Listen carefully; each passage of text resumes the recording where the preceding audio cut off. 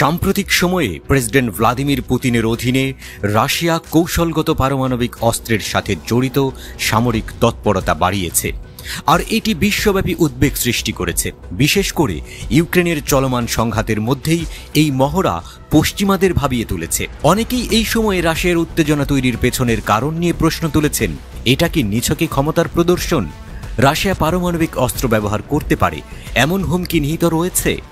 ফ্রান্সের মতো পশ্চিমা দেশগুলো ইউক্রেনের সমর্থনে হস্তক্ষেপ করার সিদ্ধান্ত নিলেই কি রাশিয়া পারমাণবিক হামলা চালাতে পারে?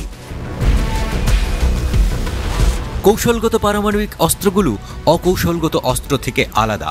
রাশিয়ার নৌবাহিনী, বিমান বাহিনী এবং স্থলবাহিনীতে মোতায়েন করা ক্ষেপণাস্ত্র সহ প্রায় 1558টি এই জাতীয় অস্ত্র রয়েছে বলে জানা গেছে। ইউক্রেনে এবং ন্যাটো বাহিনীর কাছ থেকে চ্যালেঞ্জের সম্মুখীন হওয়া সত্ত্বেও রাশিয়া তার সামরিক কৌশলের একটি গুরুত্বপূর্ণ উপাদান হিসেবে তার পারমাণবিক সক্ষমতা বাড়িয়েছে। সম্প্রতি পশ্চিমা দেশগুলো থেকে বর্ধিত সামরিক সহায়তার দিকে মোড় নিয়েছে ইউক্রেনের পরিস্থিতি। এই সহায়তার মধ্যে রয়েছে ক্ষেপণাস্ত্রের মতো উন্নত অস্ত্র, যা ন্যাটোর সাথে রাশিয়ার সম্ভাব্য সংঘর্ষের গতিপথ পরিবর্তন করতে পারে। পশ্চিমা নেতারা, বিশেষ করে ফরাসি প্রেসিডেন্ট ইমানুয়েল ম্যাক্রো, ইউক্রেনে সেনা পাঠানোর সম্ভাবনার ইঙ্গিত দিয়েছেন। এতে ওই অঞ্চলে উত্তেজনা আরও বেড়েছে।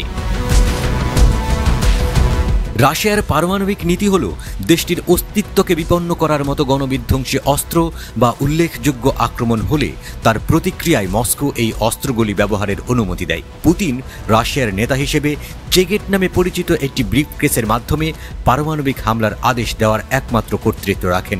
এটি পরমাণু প্রতিরোধের বিষয়ে রাশিয়ার প্রস্তুতির গুরুত্বকে বোঝায়।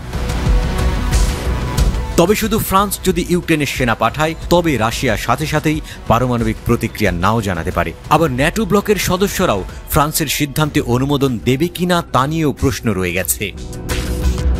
তবুও বিশেষজ্ঞরা বলছেন, পারমাণবিক সক্ষমতা নিয়ে রাশিয়ার বাড়াবাড়ি উল্লেখযোগ্য ঝুঁকি বহন করে। রাশিয়ার পারমাণবিক অস্ত্রের সম্ভাব্য ব্যবহার মারাত্মক পরিণতি বয়ে আনবে। এর ফলে বিশ্বব্যাপী অর্থনৈতিক নিষেধাজ্ঞা এবং কূটনৈতিক বিচ্ছিন্নতা তৈরি হতে পারে বলেও শঙ্কা তাদের।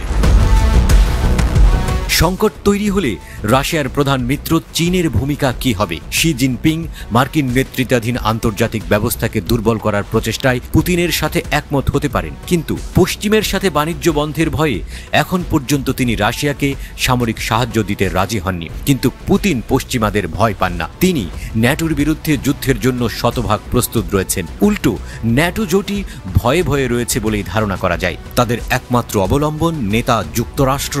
এটা বলার অবকাশ রাখে না, ন্যাটো আর রাশিয়ার সংঘাত শুরু হলে নিশ্চিতভাবেই তৃতীয় বিশ্বযুদ্ধ শুরু হয়ে যাবে।